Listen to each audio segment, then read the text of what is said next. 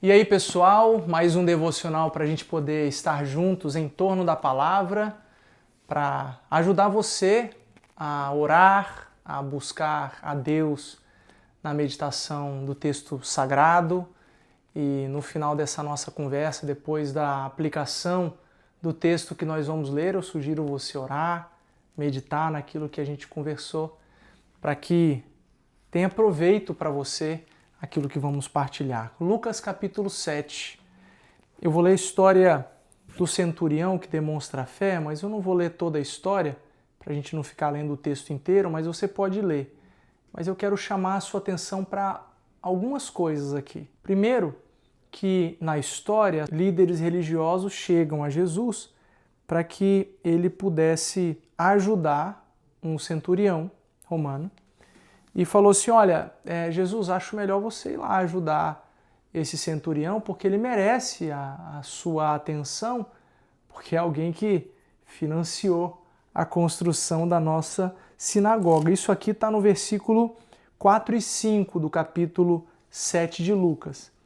Em seguida, quando Jesus estava se aproximando da casa do centurião, ele envia uns amigos para dizerem o seguinte para Jesus, e eu vou ler para você aqui o versículo 6, a última parte.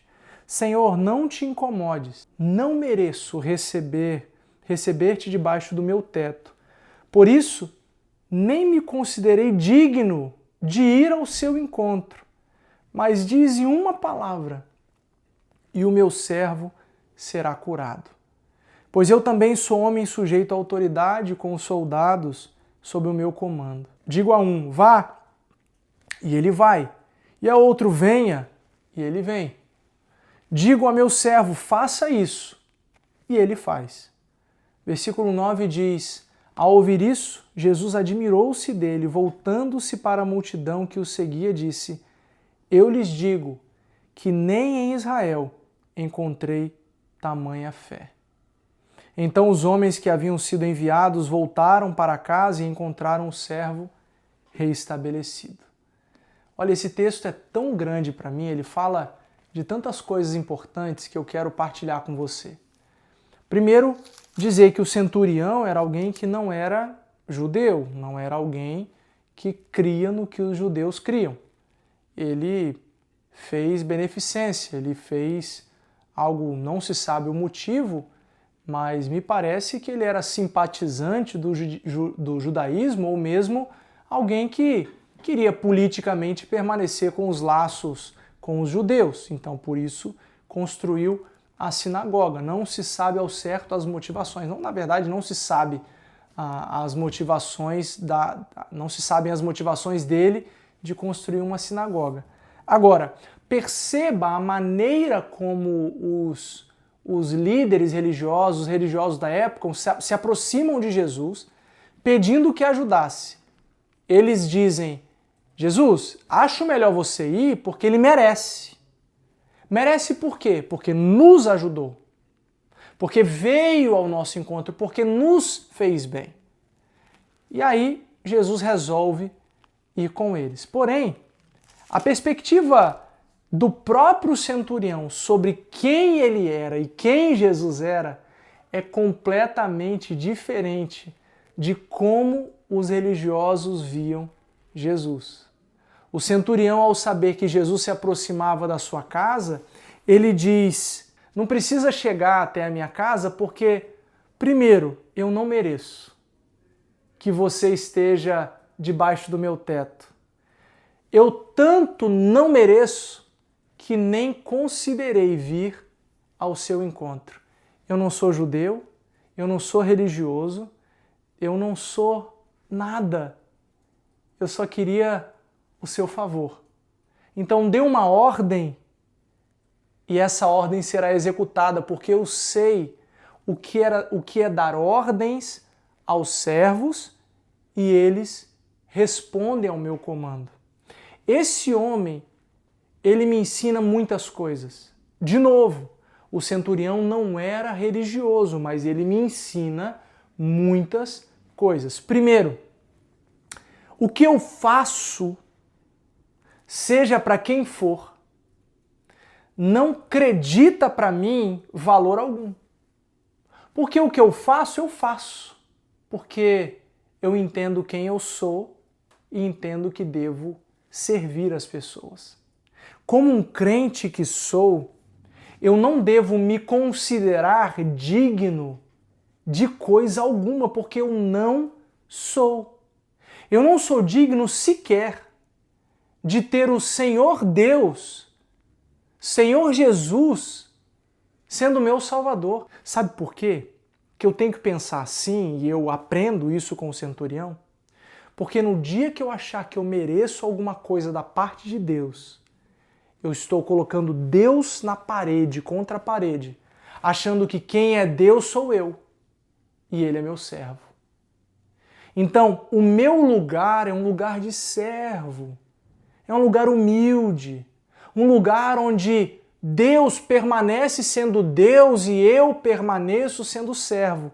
O favor de Deus sobre mim é favor dele, porque Ele quer, porque Ele tem graça, Ele tem misericórdia, Ele tem bondade para a minha vida.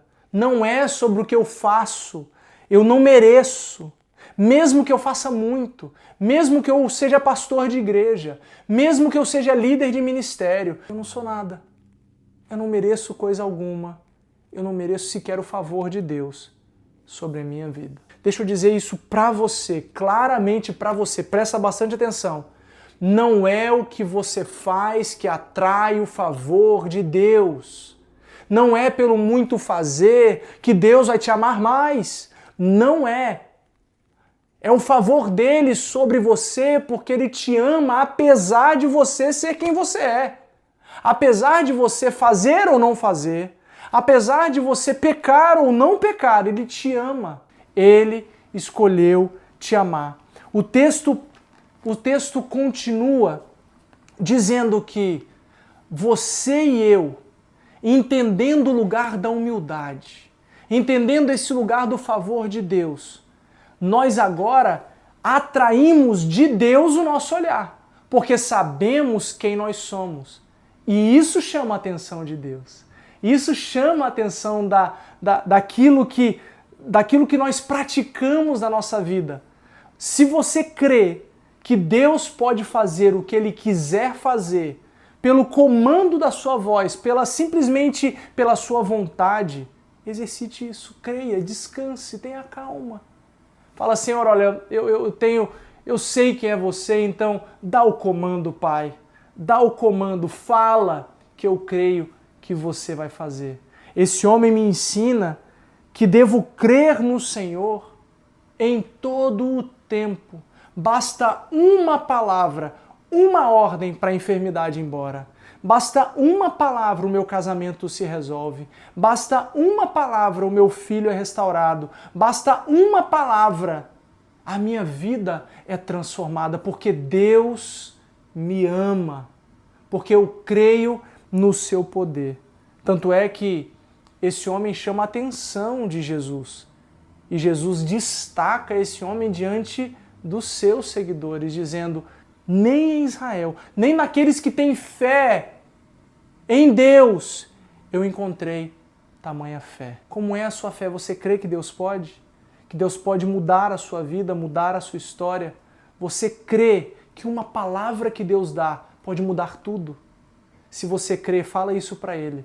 Confessa: Senhor, olha, eu creio no Senhor. Dá uma palavra, dá o comando. Cura a minha vida, cura meu irmão, cura meu pai, cura minha mãe. Em nome de Jesus, eu creio que você pode. Demonstre humildade, sabendo que essa palavra que vem da parte de Deus não é pelo seu muito fazer, é pela graça, pelo favor de Deus sobre a sua vida. Que a sua fé aumente, que a sua humildade cresça e que você seja agraciado por Deus em nome de Jesus. Até a próxima. Fica com Deus. Tchau.